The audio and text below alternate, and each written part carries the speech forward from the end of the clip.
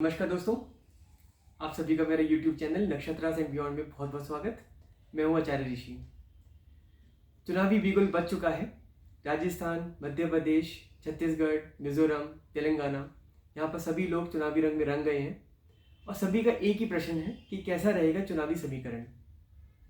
इसी के ऊपर हमने एक एनालिसिस किया है, चुनावी एनालिसिस किया है और मैंने कुछ डेटास लिए हैं जिसके आधार पर हमारा एक विश्लेषण मैंने किया है, जिसमें मैंने हिंदू नववर्ष हॉरोस्कोप लिया है।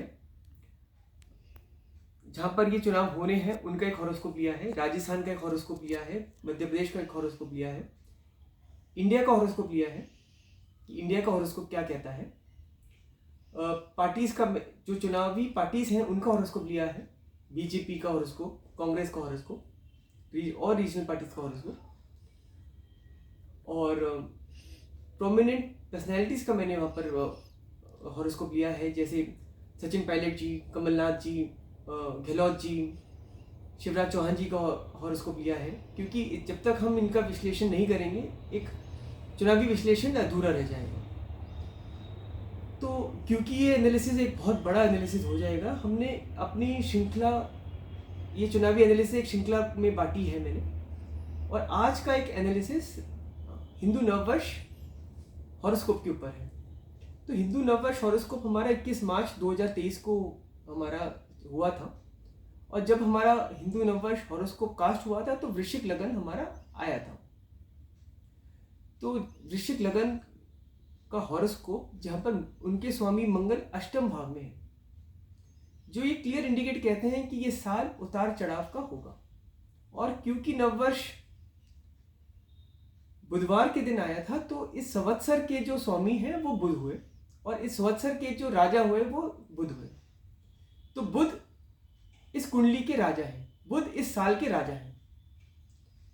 और बृहद संहिता कहती है कि जिस साल बुध राजा होते हैं उस साल चोर, ठग, डिकॉइट्स वो आगे बढ़कर राज करते हैं, उनके लिए एक फेवरेबल टाइम होता है। तो ये एक बृहद संहिता का एक सूत्र है।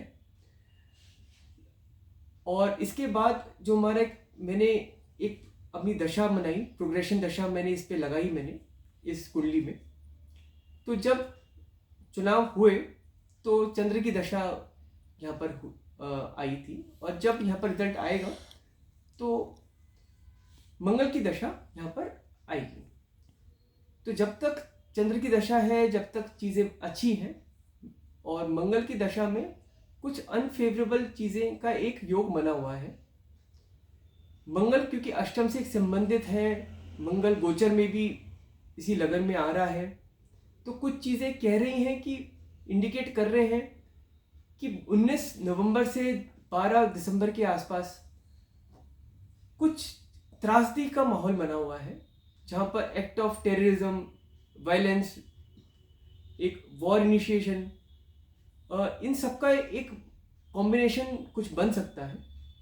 खास तौर से 19 से 22 नवंबर के आसपास ये एक नववर्ष की कुंडली कहती है।